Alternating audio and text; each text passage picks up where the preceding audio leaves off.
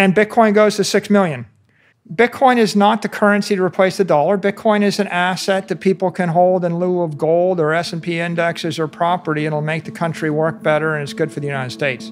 It has the benefit of being true. The real issue here is if there's $100 trillion worth of property in the form of gold and silver and rental income properties and S&P indexes, and Bitcoin can simply replace them all, and every bank is more successful, and every investor is more successful, and every country is more successful, and we all live happily ever after, is that such a bad thing?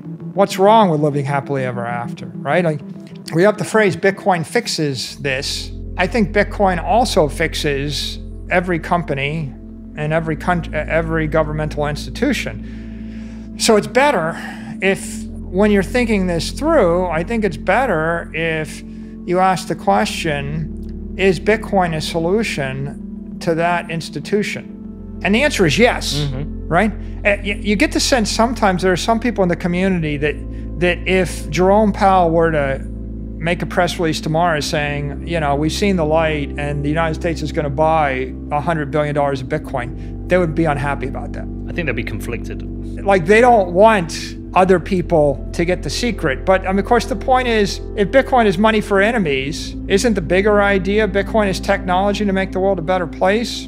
And if everybody adopted Bitcoin, then maybe we wouldn't be enemies. Over the long term, when you look out long-term, meaning when Bitcoin is $500 trillion of the economy, then let me take a different tack at this. I do think Bitcoin is going to collapse currencies, but it won't be the US dollar. It's going to be the 100-week currencies. And